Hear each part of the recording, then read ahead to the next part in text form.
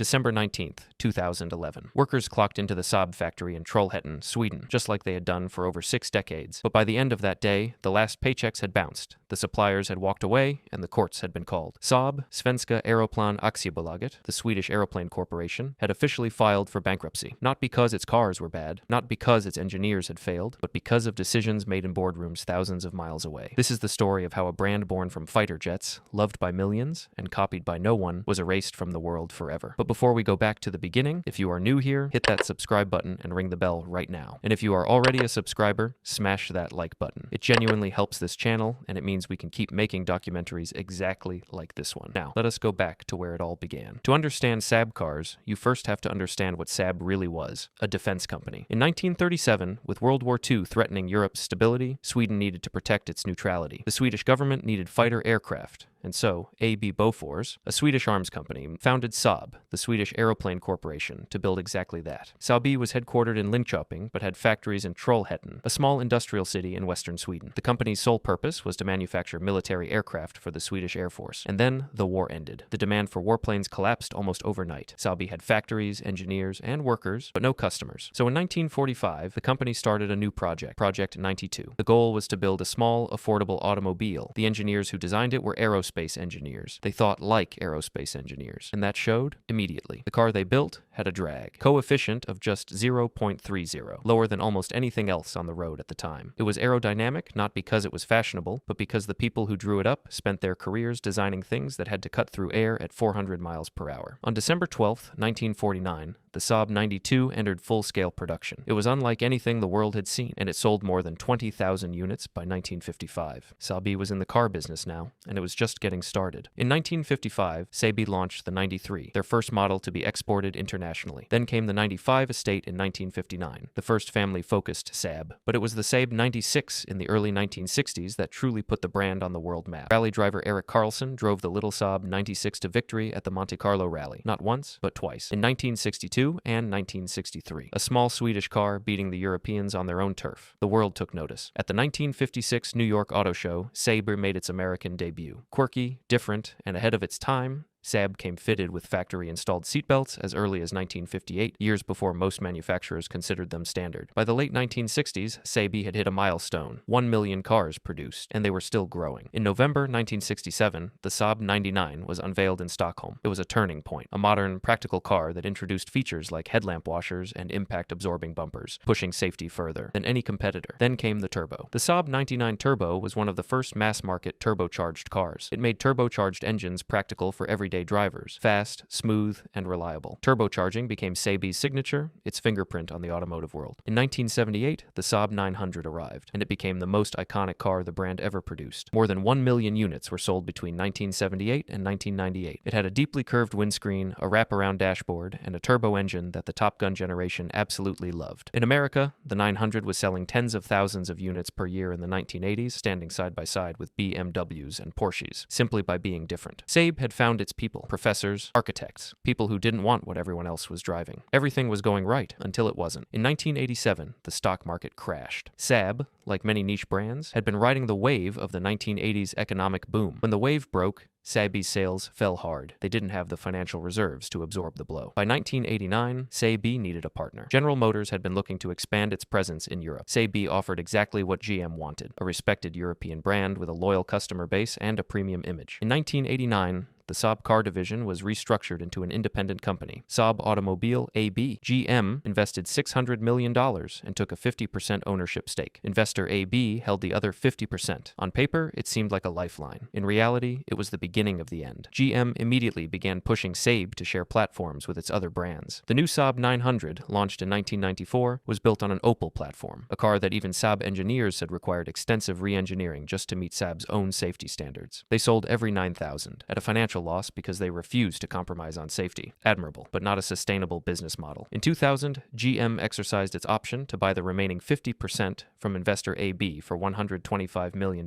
making SAAB a wholly owned GM subsidiary. The mask came off entirely. GM introduced the SAAB 92X, a rebadged Subaru Impreza, and the SAAB 97X, a rebadged Chevrolet Trailblazer, to the American market in 2005. Both were critical and commercial failures. Loyal SAAB buyers saw straight through the badge engineering and walked away. way. GM canceled planned SAAB models, delayed others by years, shelved hatchback derivatives, stalled all-wheel drive development, and canceled a 9-to-5 replacement in 2005. Motor Trend would later describe the GM-SAAB alliance as negligent homicide. By December 2008, GM, itself in deep financial trouble, announced that SAAB was under review. The possibility of selling or shutting the brand entirely was on the table. GM's financial crisis in 2008 and 2009 forced them to make hard decisions. For SAAB, that meant finding a buyer, fast. Negotiations were held with Swedish supercar maker Koenigsegg, but that deal ultimately collapsed. Then a Dutch sports car manufacturer named Spyker Cars stepped in. On February 23, 2010, GM sold SAAB Automobile to Spyker NV. The deal included $74 million in cash up front and $320 million in Spyker shares going to GM. It looked like SAAB had been saved. It hadn't. Spyker was a tiny company. They simply didn't have the financial muscle to keep SAAB running. By early 2011, SAAB began running out of money. Suppliers stopped receiving payments. On March 30, 2011, several suppliers refused further deliveries to SAAB's factory in Trollhättan. Production halted. Desperate for investment, Spyker and SAAB attempted to bring in Chinese investors, companies like Hautai, Youngman, and Pangda, who were ready to inject the billions of dollars SAAB needed to survive. But there was a problem. GM. When GM sold SAAB to Spyker, they retained licensing rights over the technology used in SAAB's vehicles, because SAAB cars were built on GM platforms. GM made their position clear. They would not allow their technology to be transferred to any Chinese-owned company. Under the automotive technology license agreement between GM and SAAB, GM blocked every Chinese deal that came to the table. Youngman proposed a $200 million loan that could convert to equity only after SAAB stopped using GM technology. GM still said no. With no Chinese investors allowed in and no other funding available, SAAB had nowhere left to turn. On December 19, 2011, SAAB Automobile filed for bankruptcy. After subtracting its assets, the company was left with a debt of $1.5 billion. The factory in Trollhättan went silent. In August 2012, Spyker filed a $3 billion lawsuit against GM, accusing them of deliberately sabotaging the deals with Chinese investors. The case was eventually dismissed. The story didn't end completely on December 19th. In 2012, a company called National Electric Vehicle Sweden, NEVS, a firm with majority Chinese ownership, began acquiring SAAB's remaining assets. They planned to revive the brand as an electric vehicle manufacturer. There was one condition: they were not permitted to use the SAAB logo or name on their vehicles without the agreement of SAAB AB, the aerospace and defense company that still exists today. In 2013, NEVS did manage to produce a new version of the SAAB 9-3, but financial trouble followed quickly. By August 2014, NEVS filed for bankruptcy protection themselves, and on June 21,